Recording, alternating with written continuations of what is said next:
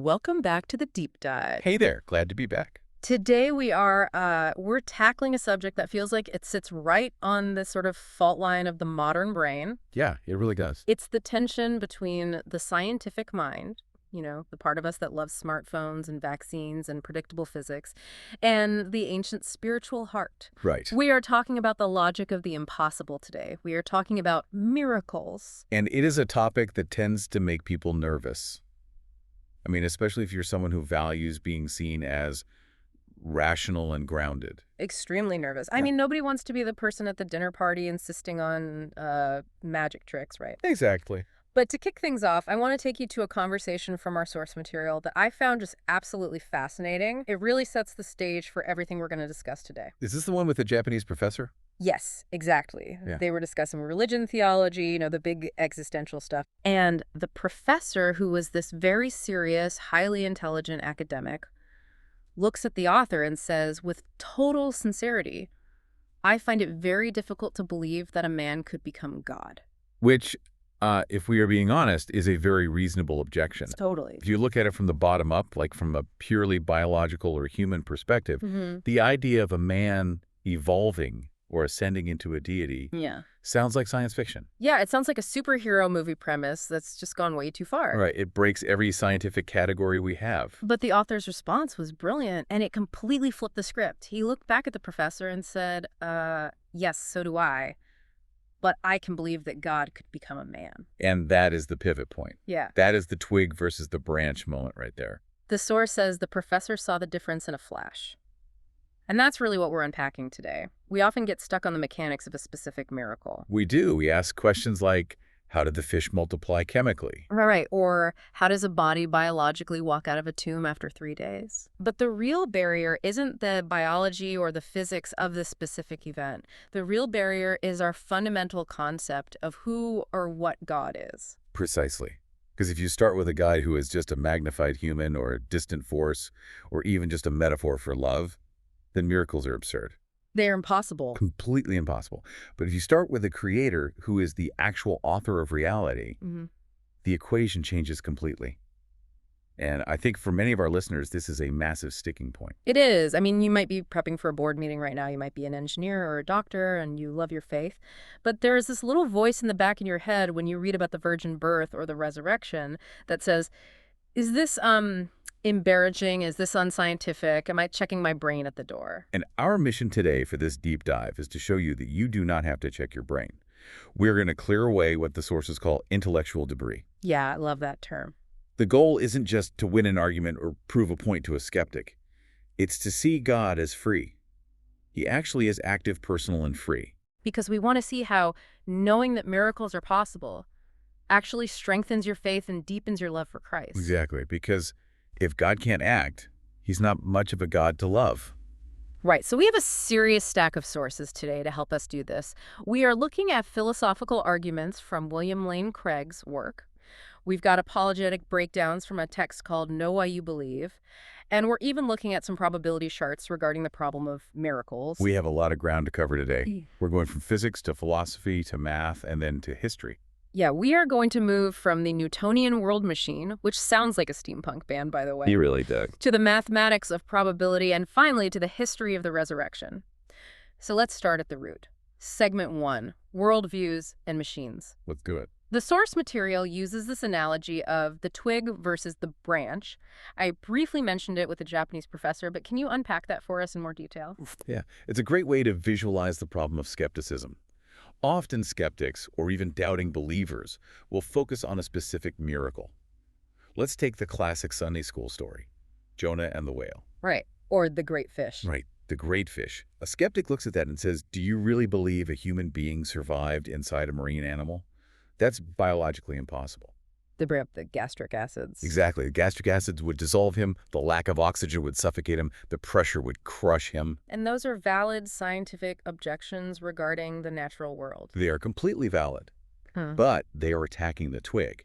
They are arguing about the mechanics of the event. But the branch that holds the twig is the overarching question. Does a God exist who created the universe? Right, and if you cut off the branch, the twig falls anyway. Exactly. If there is no God, then obviously Jonah wasn't swallowed by a fish sent by God because there is no God to send it. It's a fairy tale. But, and this is the key, if there's a God who created the whales, the oceans, the oxygen, and the laws of biology in the first place, then arranging a temporary life support system inside a sea creature is comparatively simple. It's a matter of scale. I mean, if you can build the aquarium, you can manage the fish. That's a perfect way to put it. I like the analogy of the author here. If you accept that a book has an author, you shouldn't be surprised when the author writes a plot twist. Right. If you're reading a novel, the characters are bound by the setting of the book. Right. They can't just decide to fly if they are in a realistic drama. But the author is not bound by the setting. The author creates the setting. The author can reach in and change the trajectory of the narrative whenever they choose. Exactly. So the problem arises when we stop viewing the universe as a story written by an author and start viewing it as a machine that runs itself. Yes, and this brings us to the Newtonian world machine. This is vital historical context from the sources. To understand why we struggle with miracles, we have to look at the Enlightenment and specifically the legacy of Isaac Newton. Now, Newton himself was a believer, right? He wasn't trying to kill miracles. No, not at all. He actually wrote more about theology than he did about physics. But his physics led to a worldview that became known as deism. Okay. Imagine the universe is a giant grandfather clock. God is the clockmaker. He builds the clock with infinite precision. He creates all the gears, which are the laws of nature. Gravity, motion, all of that. Right. He winds it up perfectly, sets the pendulum swinging, and then he leaves. He just walks out of the room. He lets it run. He walks out. The clock runs by itself according to those gears and springs, what we call the laws of nature, gravity thermodynamics.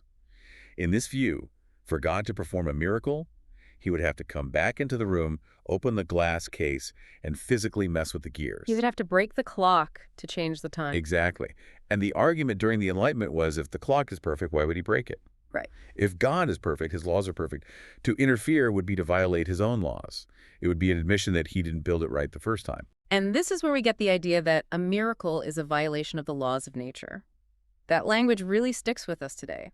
We think of miracles as breaking the rules. We do. It's like the universe has a do not touch sign on it, even for God. But this view has a consequence for us moderns, doesn't it? Even if we aren't strict deists, we tend to personify science. Well, we absolutely do. We treat natural law or science with a capital S as if they are deities themselves. We say science forbids this, or the laws of nature won't allow that. Right. We treat gravity or thermodynamics as if they are immutable overlords that even God has to bow down to. Yeah. We act like God is standing there saying, I'd love to help, but gravity says no. But the sources argue that this is a fundamental misunderstanding of what a natural law actually is. And this was a massive light bulb moment for me when I was reading the prep material. It is a huge category error. We really need to reframe our thinking here. Christian philosophers and, honestly, many modern scientists define natural laws as descriptions. Descriptions. Yes, they are descriptions of what we observe happening normally when no one interferes. Can we break that down a bit? Description versus prescription. Sure. A prescriptive law is like a speed limit. Do not drive over 65. It is a rule imposed by an authority. You break it, you get a ticket. Right. A natural law is not that. A natural law is a description of a pattern. When I drop this apple, it falls. So gravity isn't a rule that says you must fall. It's just a description that says usually things fall. Roughly, yes. The source material quotes Jane Hawthorne, who argues that natural laws are generalizations about ordinary events caused by God. They describe the pattern. They don't lock the door. Let's apply this.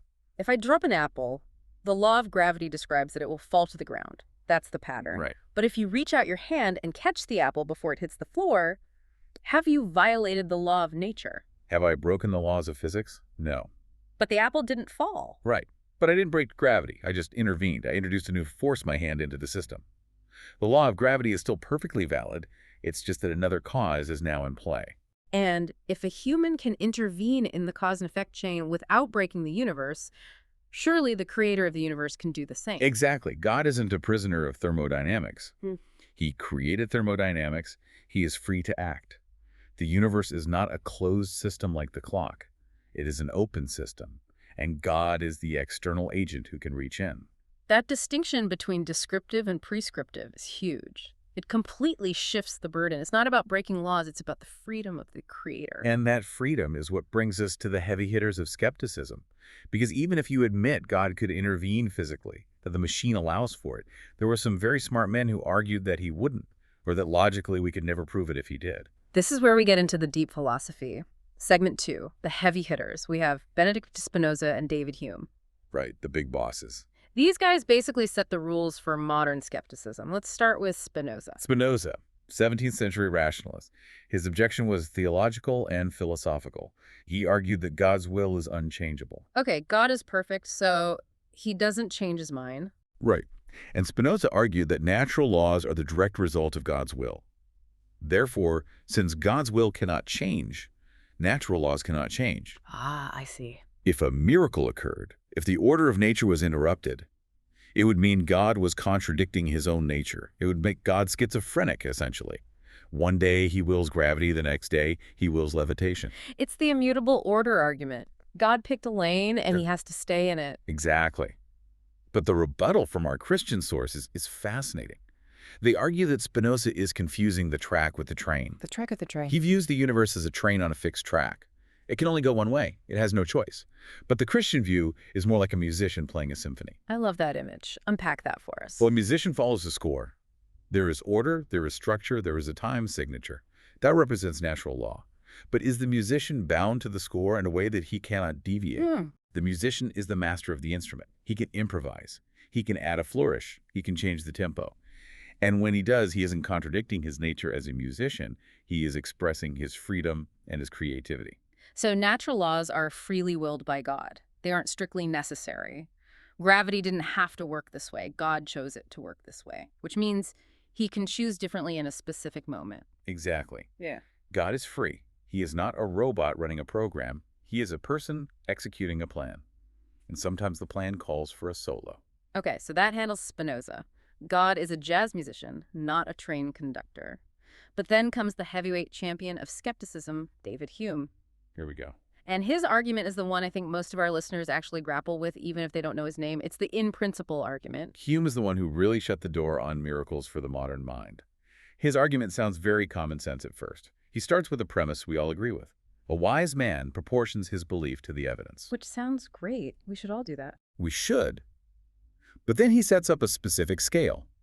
On side A, you have the evidence for a miracle, usually human testimony. Someone says, I saw a dead man rise. Okay. On side B, you have the evidence for the laws of nature. And Hume argues that the evidence for the laws of nature is based on the uniform experience of all mankind. So let's look at the scoreboard. Side B. Billions of people for thousands of years have seen dead men stay dead. That's uniform experience. Side A. A handful of fishermen say they saw one rise. And Hume says side B implies a probability of virtually 100%. Therefore, it always outweighs side A. It is always more probable that the witness is lying or mistaken or hallucinating than that a law of nature was broken. It feels like a checkmate. It feels like he's saying, I don't care how good your witnesses are, I don't care how honest they are, the background probability of nature kills your argument before you even start. It does feel that way. But there is a trap in Hume's reasoning. The sources call it question-begging or circular reasoning. Explain that, because on the surface it looks like rock-solid logic. To say that uniform experience is against miracles is to assume in advance that a miracle has never happened. Ah, I see. Think about it. Hume says miracles are impossible because experience is uniform against them. But experience is only uniform if the miracle didn't happen. Right. If the resurrection happened, then uniform experience isn't uniform. It's mostly uniform with one giant exception. Exactly. So Hume is using his conclusion that miracles don't happen as his evidence. That experience is uniform. He's proving his point by assuming his point. The source material uses the ice analogy here, which I thought was brilliant. It really exposes this bias clearly. Yes, this comes from the classical critiques of Hume. Imagine a man living in the deep tropics who has never left his village. He has uniform experience that water is always a liquid. He has never seen it any other way. Right. Now, a traveler comes from the north, let's say from Norway, and tells him, in my country, when it gets cold, water turns solid. You can walk on it. We call it ice. According to Hume's logic, the tropical man should reject this. He must reject it instantly. His laws of nature say water is liquid. The probability of solid water is 0 in his experience. He should say, it is more likely that you are lying than that water turns into a rock. But Is he right to reject it? No, he's just lacking data. He's confusing his local experience with universal possibility. Exactly. The skeptic is like the man in the tropics. He says, I haven't seen a resurrection and my friends haven't seen one, so it's impossible. But that's just a limit of his observation, not a limit of reality. He's taking his little slice of time and space and projecting it onto the whole universe. Correct. And that is not scientific, that is presumptuous. This moves us perfectly into segment 3, the math of miracles. Because Hume is basically making a probability argument. He's saying the odds are always against the miracle. Right. But our sources, specifically William Lane Craig's work, dive into probability theory Bayes' theorem to show why the common slogan, extraordinary claims require extraordinary evidence, is actually wrong. This is where it's really interesting for the listener. We hear that slogan all the time. You're claiming Jesus rose from the dead. That's extraordinary. You need extraordinary evidence. But the sources say this is demonstrably false. Let's use the lottery analogy from the text. This clarifies it instantly. Imagine the evening news comes on. The anchor announces the winning lottery number, 749287 Okay. 749287. Now, what is the probability of that specific number being chosen out of millions of combinations? It's 1 in millions. It is astronomically improbable. It is, by definition, an extraordinary event. Right. It is highly unlikely. Now, do we need extraordinary evidence to believe the news anchor? Do we need 1,000 witnesses, a forensic audit of the lottery machine, and a signed affidavit from the governor before we believe her? No, we just believe her, because she's the news anchor and she's generally reliable. Exactly. We accept the testimony of a reliable witness, even for a highly improbable event. The math shows that you don't need evidence that is more extraordinary than the event. You just need evidence that is more probable than the alternative, which is that the witness is lying. So in the lottery case, it's highly unlikely that the specific number came up, but it's more unlikely that the news anchor decided to jeopardize her career by making up a random number on live TV. Correct. And this brings us to the background knowledge factor. This is the crucial turning point in the math of miracles. Unpack this for us. What is background knowledge in this context? In Bayes' theorem, probability isn't just about the event itself. It's about what you already know about the world. If your background knowledge is, there is no God, then the probability of a resurrection is 0. Right. Dead bodies don't self-animate. If we are just bags of meat in a cold universe, resurrection is impossible. But if your background knowledge includes a personal creator God exists, the probability changes completely. Because now you have an agent capable of the action. Yes. If God exists, he has the power to raise the dead. That's part of the definition of God. The question then isn't, can a corpse come back to life naturally? The question is, would God choose to raise this specific person? So the debate about miracles isn't really about the evidence for the miracle at all. It's a proxy war for the existence of God. It is. If you settle the God question, if you accept that there is an author, the miracles are just plot points. They're believable parts of the story. If you deny the author, the miracles are impossible typos. That is a huge takeaway. It stops us from banging our heads against the wall trying to prove a miracle to someone who has already decided there is no God. You have to go back to the branch. You have to go back to the branch. Okay, let's assume for a moment the listener is with us. Yeah. They're open to the possibility God exists. Miracles are possible. Now we have to ask, did this specific miracle happen? Segment 4, the resurrection. History versus context. We have to transition from the philosophical, could it happen, to the historical, did it happen? Yeah. And the resurrection is the test case. The source material is clear. This is the cornerstone. And we have to bring Hume back for a second because he had this example about Queen Elizabeth. He said if Queen Elizabeth I died, was buried, and then was seen walking around a month later, he wouldn't believe it. He'd assume it was a trick. And honestly, I wouldn't believe it either. Wait, you're the expert defending miracles here. Why wouldn't you believe it? Because context matters. The sources make a brilliant point here. A random resurrection of a queen has no context. Why would God raise Queen Elizabeth? It serves no theological purpose. It reveals nothing about God. It's just a weird anomaly. It's like a glitch in the matrix. So it's not just about the raw fact of a body walking. It's about the meaning. Exactly. The resurrection of Jesus is different because of its religio-historical context. This wasn't a random event. This was the climax of a life that claimed divine authority. It was predicted by centuries of Jewish prophets. It carried a message of salvation for the world. It fits the story. It fits the story perfectly. It wasn't a random glitch. It was a purposeful act. When you look at the resurrection, you aren't just looking at a biological anomaly. You are looking at God vindicating the claims of Jesus. The context raises the probability that it was a genuine act of God. But there are modern critics who try to strip this context away. We have to talk about the section on the Jesus Seminar and scholars like Bart Ehrman. This is important for you to understand because you will see these guys on the History Channel or in documentaries. The Jesus Seminar was a group of scholars who voted on the sayings of Jesus using colored beads.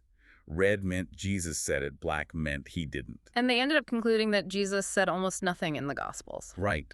But why? The source material exposes their methodology. They define the historical Jesus as purely natural by definition. So before they even looked at the evidence, they decided real history doesn't have miracles. Exactly. They presuppose naturalism. So if a text says Jesus walked on water, they automatically rule it out as unhistorical. Not because the manuscript evidence is bad, but because their philosophy forbids it. It's circular reasoning again. It is perfectly circular. They assume miracles can't happen to prove that miracles didn't happen. It's like, I'm trying to think of an analogy here. It's like a referee ruling that any touchdown scored by the visiting team doesn't count, and then at the end of the game claiming the home team has a perfect defense. That's a great analogy. If you exclude the supernatural before you start the investigation, you will naturally conclude there is no supernatural. You've rigged the game. So if we unrig the game, if we allow for the possibility, what is the evidence? Segment 5, evidence and eyewitnesses. Let's look at the record. When we turn to the source material, know why you believe we find some compelling points about the reliability of the record. First, the public nature of the miracles. These weren't done in a secret back room. No. The feeding of the 5,000, the raising of Lazarus, these happened in front of crowds. And here is the kicker. The enemies of Jesus were present. This is the adversarial witness point. Yes. If I claim I flew around the room right now, and you, my friend, agree, people might think we're colluding. But if I claim I flew, and a guy who hates my guts says, yeah, I saw him fly, but he probably used wires, that's powerful. He admits the event happened. And the sources say the Jewish leaders didn't deny the miracles? They didn't. In the Gospels, they don't say he didn't heal that guy. They say he does it by the power of Beelzebub. They attack the source of the power, not the reality of the event.